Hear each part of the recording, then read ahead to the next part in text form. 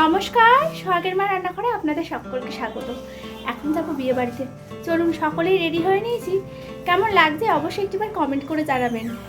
চলুন তাহলে বিয়ে বাড়িতে যাই। হলটির সামনে চলে এসেছি, আর এই সামনেটিতে অসম্ভব ফুল দিয়ে সাজানো। পাশে দুটি কুলো দেওয়া আছে। সোহাগকে একটিবার বললাম একটু চুপটি করে দাঁড়াতো, একটু ছবি তুলি। কখনো তো শান্ত হয়ে দাঁড়ায় না, তাই বললাম চলুন ভেতর থেকে একটু যাওয়া যাক। আজ সোহাগ লেহেঙ্গা পরেছে। আজ 25 তারিখ মঙ্গলবার, সন্ধ্যে এখন 8টা বাজে। আমরা সকলেই চলে এসেছি। এই যে আজকের কনে রূপালী, অসম্ভব সুন্দর লাগছে। এই টুকটুকে লাল বেনারসিতে একদম অন্যরকম লাগছে। আর কি সুন্দর সাজিয়েছে বলুন। চলুন, বর চলেই এসেছে। বিয়ের আসরটিতে একটিবার আপনাদেরকেও ঘুরিয়ে নিয়ে আসি।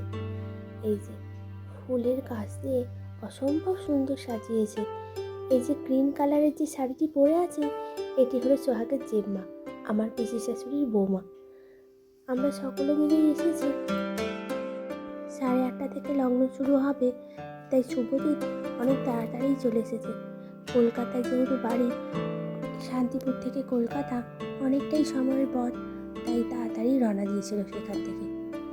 আর জানেন তো, আজ এই দিনটিতেই একটি ছেলে হয় রাজা আর একটি মেয়ে হয় রানী। অসম্ভব সুন্দর লাগছে ফুলের এই কাজটি। ডেকোরেশনটাও খুব সুন্দর করেছে। 4টি দিকে 4টি কলা গাছ পোতা হয়েছে। মাঝখানে বসেছে মঙ্গল ঘট আর নারায়ণ। এই নারায়ণ আর অগ্নিকে সাক্ষী রেখে শুরু হয় দুটি মানুষের জীবনের পথ চলা। বাড়িতে আমরা 2.5খানা মানুষ হলেও জানেন আজকে 2টি বিয়ের নিমন্ত্রণ পড়েছে। একদিকে গেল চন্দন, আর আমি আরেকটিতে এলাম সোহাগের জেম্মার সঙ্গে। আপনাদেরকে তো কিছুক্ষণ আগেই আলাপ করালাম। চলুন এবার বিয়েটি দেখি। চলছে এখানে মন্ত্রোচ্চারণ, আর তারই সঙ্গে রাখা হয়েছে বরণডালা, ছেলের বস্ত্র, বিয়ের টোপর। একটি বিয়ের জন্য যা যা প্রয়োজন সবই এখানে রাখা হয়েছে।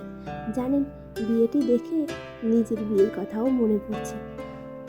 তবে জানেন তো, বিয়ের দিনগুলিতে বাবা মার অসম্ভব ধকল যায়।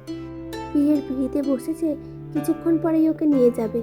পান পাতা হাতে দুটি দেওয়া হয়েছে, চলবে একটু পরেই শুভদৃষ্টি। অসম্ভব সুন্দর লাগছে। চলুন বিয়ের আসরটিতে যাওয়া যাক। এই যে কনে আর বর দুজনেই বসে পড়েছে। এবার চলবে বিভিন্ন রীতিনীতি, আচার অনুষ্ঠান। বিয়ে মানে দুটি শুধু পরিবারের মিলন নয়, দুটি আত্মারও মিলন।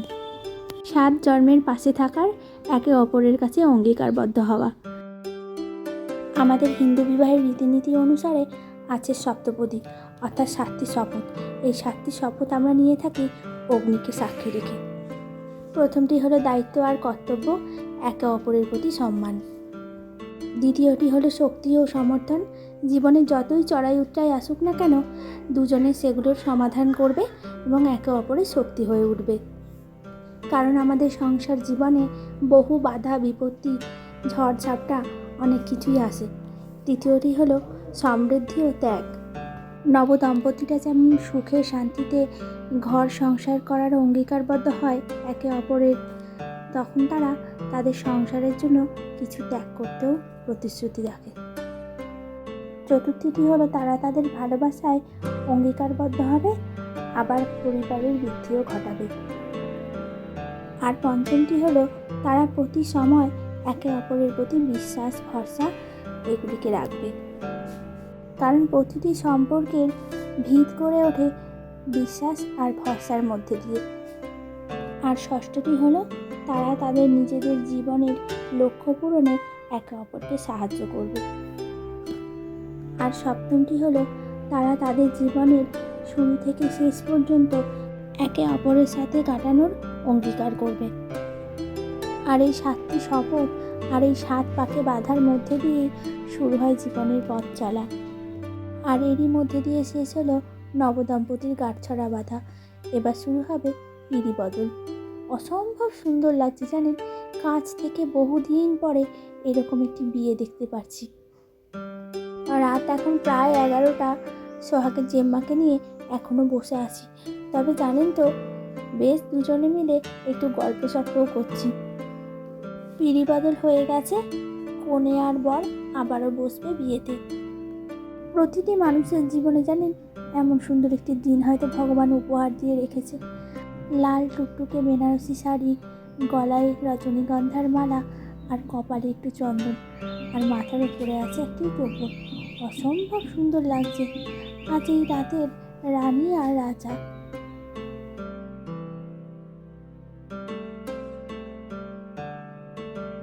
আজকে রাতে এই শপথ বাক্য পাঠ করেই নবদম্পতির জীবনে শুরু হবে নতুন চলার পথ। বিয়ের আসরে বসা মাত্রই রূপালীকে দেখছি শুভজিতের সঙ্গে একটু একটু করে গল্প করে চলেছে। একজোড়া পাখি বুক বেঁধেছে তাদের ঘর বাঁধার আশায়। নবদম্পতির জীবন সুন্দর হোক এই প্রার্থনাই রইল। একে অপরের প্রতি যেন সবসময় ভালোবাসা থাকে এই প্রার্থনাই রইল।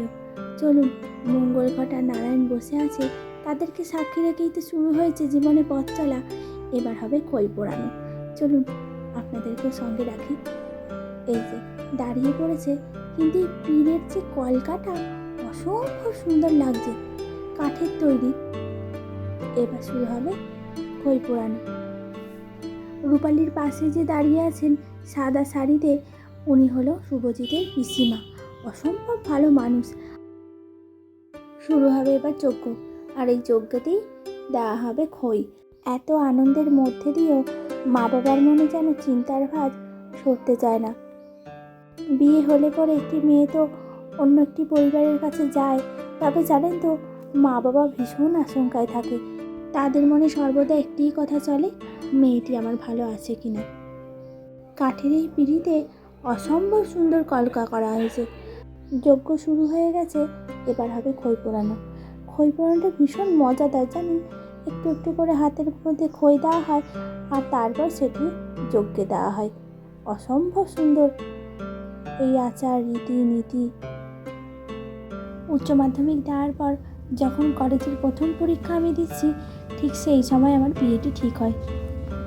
বিয়েতে তো ছেলে কর্তৃপক্ষকে কিছু দিতে হয়, তবে জানেন তো চন্দন একেবারেই আমার বাবাকে নাকচ করে দিয়েছিল যে আমার ঘরে রাখবার মতো কোনো জায়গা নেই, আপনি কিচ্ছুটি দেবেন না। মেয়ে আমি পছন্দ করেছি বলে যে পণ নিয়ে বিয়ে করতে হবে এরকমটি নয়। জীবনে যত কিছুই থাকুক না কেন, একটি সৎ মানুষের প্রয়োজন জীবনে চলার পথে। তবে জানেন তো বিয়ের এই বিষয়টিতে এক একটি পরিবারে দেখি এক একটি করে নিয়ম আলাদা আলাদা আছেই। নিয়ম অনুসারে খই পোড়ানো চলছে, তবে জানেন তো আর বেশিক্ষণ নেই, কিছুক্ষণ পরেই শুরু হবে সিঁদুরদান। তবে সিঁদুরদানের আগে এই যজ্ঞটিতে দেওয়া হবে একটু করে দই, আর সবশেষে দেওয়া হবে একটু জল। তবে আজ থেকে অগ্নিকে সাক্ষী রেখে শুরু হলো দুটি মানুষের পথ চলা। আপনারাও আশীর্বাদ করবেন নবদম্পতিকে, তারা যেন সুখে দুঃখে একে অপরের পাশে থাকতে পারে। সব সময় যেন এই ভরসাটুকু তাদের নিজেদের মধ্যে বজায় রাখে। চলুন, প্রায় যজ্ঞ শেষের দিকে। অসম্ভব সুন্দর লাগছে চারিদিকটি। আত্মীয় স্বজন, মা বাবা, বন্ধু বান্ধব সকলকে ছেড়ে নববধূ সাজে একটি মেয়ে অন্য একটি পরিবারে প্রবেশ করে। এক রাস ভালোবাসার মধ্যে দিয়ে যেন তাদের জীবনটি যায়। চলুন, আর বিয়ের কিছুক্ষণ মাত্র শুরু হবে এবার সিঁদুরদান। একটি মেয়ের জীবনে যত বড়ই অলংকার থাকুক না কেন, সিঁদুর তার সবচাইতে বড় অলংকার। আর এই সিঁদুর না থাকলে যেন সব কিছুই এক নিমেষে ফিকে হয়ে যায়। আশেপাশে যত আত্মীয় স্বজন আছে একটু একটু করে হেসেই উঠল। এই সিঁদুর দানে জানেন তো না দেখে সিঁদুর পরানোটাই অসম্ভব সুন্দর একটি মিষ্টি কাজ। ঠাকুরমশাই এদিকে বলে চলেছে বারংবার, না দেখে বলছি সিঁদুরটি পরাতে হবে। তবে পিসিমাও বেশ সুন্দর একটি কথা বলল, শুভজিৎ প্রথমবার বিয়ে করছে কিনা, তাই অভ্যাস নেই। চলুন, বিয়ে প্রায় শেষের দিকে। নববধূকে কেমন লাগছে সিঁদুর পরে একটিবার কমেন্ট করে জানাবেন। মাথা ভর্তি লাল সিঁদুর পরে লাগছেও ভারী অসম্ভব সুন্দর। বিয়ে শেষ হয়ে গেছে, এবার শুরু হয়েছে আশীর্বাদের পালা। ইনি হলেন রূপালীর বাবা। এক এক করে সকলেই আশীর্বাদ করবে, তবে বাবা মায়ের আশীর্বাদ সবচাইতে জীবনের শ্রেষ্ঠ পাওনা। এর থেকে বেশি কিছু কখনো হতেই পারে না। চলুন তাহলে ভিডিওটি এখানেই শেষ করলাম। ভিডিওটি ভালো লাগলে একটি করে লাইক করবেন আর চ্যানেলটিকে সাবস্ক্রাইব করবেন। আজ এই পর্যন্তই, আবার দেখা হবে নতুন একটি ভিডিওতে। ততক্ষণ ভালো থাকবেন, সুস্থ থাকবেন আর সকলকে ভালো রাখবেন। আর অবশ্যই নবদম্পতিকে আপনারা আশীর্বাদ করবেন আর কমেন্ট করে জানাবেন ভিডিওগুলি আপনাদের কেমন লাগছে। ভালো লাগলে একটি লাইক করবেন। আজ তবে আসি, আবার দেখা হবে নতুন একটি ভিডিওতে। ততক্ষণ ভালো থাকবেন, সুস্থ থাকবেন আর সকলকে ভালো রাখবেন।